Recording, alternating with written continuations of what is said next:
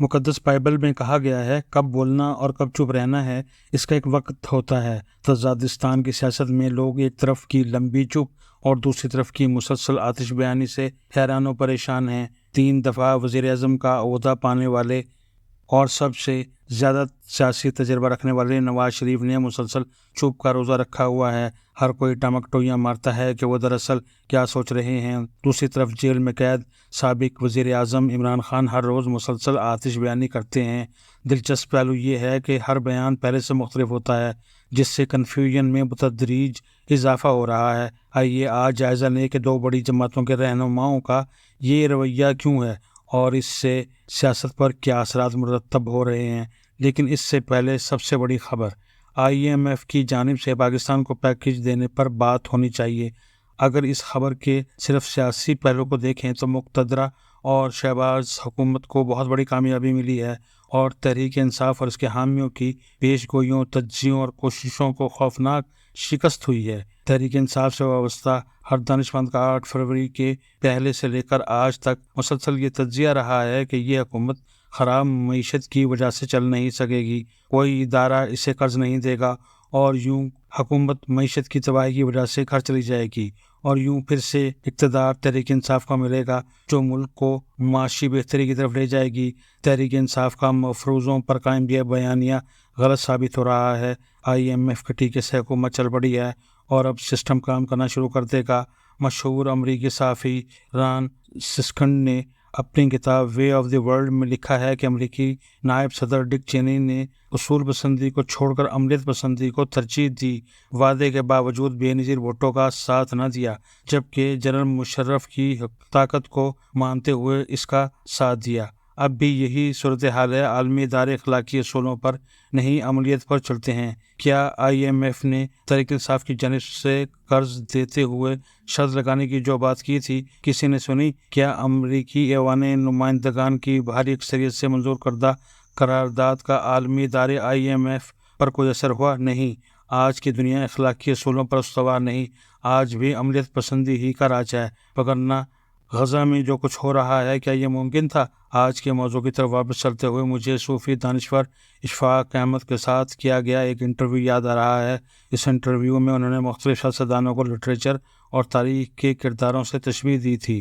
یہ انٹرویو میری کتاب پرسنل فائل میں شامل ہے۔ نواز شریف کے حوالے سے انہوں نے کہا تھا کہ نواز شریف لگتا ہے چینی فلسفی شین تاؤ سے متاثر ہیں، جو عقل مندی اور خاموشی کے درمیان تعلق جوڑتے ہیں۔ شاید اسی لیے مسٹر نواز شریف پاکستانی سیاست کے مسٹر چپ ہیں۔ وہ لمبے لمبے وقفے خاموش رہتے ہیں، بولیں بھی تو بہت کم بولتے ہیں۔ اس مثبت خاموشی یا منفی گونگے پن سے ان کی سیاست پر صحت مند اور نقصان دہ دونوں طرح کے اثرات مرتب ہوئے ہیں۔ تھامس کارلائل کے بقول خاموشی الفاظ سے کہیں بلند تر ہوتی ہے۔ نواز شریف اپنے اس خاموشی کی پناہ لے کر بہت سے بحرانوں اور بہت سارے فکری تضادات کو عبور کر لیتے ہیں۔ جنرل ضیاء کے بارے میں ان کی خاموشی کی وجہ سے انہیں جمہوریت کے چیمپئن بننے میں کوئی دشواری نہ ہوئی، وگرنہ کہاں ایک عامر کی ہمراہی اور کہاں جمہوریت کے نعرے، مگر نواز شریف اپنی چپ سے ان خطرناک گھاٹیوں سے گزر جاتے ہیں۔ آج کل وہ مقتدرہ کے ساتھ ہیں، جبکہ ماضی میں وہ اسی مقتدرہ کے کردار کے سب سے بڑے ناقد رہے ہیں۔ اپنی پالیسیوں میں تبدیلی کے بارے میں وہ آج تک ایک لفظ نہیں بولے۔ شاید وہ سمجھتے ہیں کہ خاموشی ہی ان کی کامیاب پالیسی ہے اور وہ اپنی پارٹی کے عمل کو ہی اپنے سیاسی بیانیے کا متبادل سمجھتے ہیں۔ لیکن آج کی بالاخره دنیا میں یہ لمبی چپ، یہ سیاسی گونگا پن اور کسی واضح بیانیے کے نہ ہونے نے ان کا اور ان کے پیروکاروں کا رابطہ توڑ دیا ہے اور ان کی جماعت کو اس کا شدید سیاسی نقصان پہنچا ہے۔ پاکستان کی سیاست کے دوسرے اہم ترین فریق عمران خان مسلسل آتش بیانی کے قائل لگتے ہیں۔ شاید وہ امریکی صدر جان ایف کینیڈی کے اس قول سے متاثر ہیں کہ تقریر کرنے کا واحد مقصد دنیا کو تبدیل کرنا ہے۔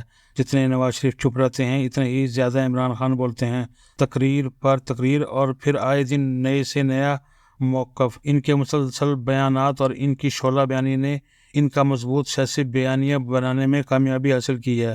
ان کے اپنے مخالفین کے خلاف جارحانہ بیانات نے ان کے سیاسی مخالفوں کے لیے زمین تنگ کر دی ہے۔ لگتا ہے کہ انہوں نے ہندوستان کے انقلابی اردو شاعر یعقوب راہی کا یہ شعر پڑھ رکھا ہے، خوش کلامی سے کب لوگ سیدھے ہوئے، تلخ گوئی کرو، بد زبانی کرو۔ بظاہر ان کے تند و تیز بیانیے نے ان کی جماعت میں جارحانہ رنگ بھر رکھا ہے، مگر اس آتش بیانی نے ان کو جیل میں پہنچانے میں بھی مدد دی ہے۔ جنرل عاصم منیر تو ان کے فین ہوتے تھے۔ عمران خان نے نہ صرف انہیں ISI چیف کے عہدے سے ہٹایا بلکہ ہمیشہ کے لیے ان کے خلاف ہو گئے۔ انہیں آرمی چیف بننے سے روکنے کے لیے لانگ مارچ تک کر ڈالا اور پھر خود اپنی جماعت کے ذریعے وہ زہر اگلا کے مذاکرات کے راستے تک بند کر دیے۔ جنرل باجوہ بھی اس آتش بیانی کا شکار ٹھہرے۔ انہیں آرمی چیف ہوتے ہوئے بھی میر جعفر کا خطاب دے ڈالا، پھر کسی کو ڈرٹی ہیری، کسی کو مسٹر ایکس کا نام دیا۔ ان کا ہر مخالف مولانا ڈیزل ہے اور ان کا ہر دوست دنیا کا بہترین آدمی۔ ان کی سوچ میں صرف سیاہ اور سفید رنگ ہے، جبکہ دنیا کے لوگوں کی اکثریت نہ سیاہ ہے نہ سفید بلکہ سرمئی ہے۔ جب تک مخالف کو تسلیم نہ کیا جائے، حمایت بھی فائدہ مند نہیں ہوتی۔ جس حکومت کی اپوزیشن نہ ہو تو وہ حکومت نہیں، آمریت ہوتی ہے۔ آتش بیانی نے جو فتوحات کرنی تھیں وہ ہو چکی، اب اس کے منفی اثرات کا دور ہے۔ کہا جاتا ہے کہ وہ عالم اسلام اور دنیا کے بڑے لیڈر ہیں، اور حقیقی صورتحال یہ ہے کہ بھٹو گرفتار ہوئے تو دنیا کے ہر دارالحکومت نے پاکستان سے احتجاج کیا۔ اسلامی ممالک اور مغربی ممالک نے بھٹو کی پھانسی روکنے کے لیے کیا کیا جتن نہ کیے۔ نواز شریف گرفتار ہوئے تو سعودی عرب ضمانت دے کر انہیں اپنے ملک لے گیا، اور یوں جنرل پرویز مشرف کے مشکل دور سے انہیں بچا لیا۔ بے نظیر بھٹو کے لیے بھی دنیا کے ہر ملک سے آواز اٹھتی تھی۔ آصف زرداری کے لیے بھی خلیجی ملک سے دباؤ پڑتا رہا ہے، مگر عمران خان کی حمایت میں ایسی سفارتی سرگرمی نہ کسی اسلامی ملک نے دکھائی ہے اور نہ کسی مغربی ملک نے۔ اگر ان کے حق میں کوئی آواز آ بھی رہی ہیں تو وہ ان کی دوستی اور محبت سے زیادہ انسانی حقوق کی بحالی کی ہیں۔ گویا بین الاقوامی طور پر عمران خان کے لیے کسی ایک بھی ملک سے ان کی ذاتی ہمدردی میں آواز نہیں آئی۔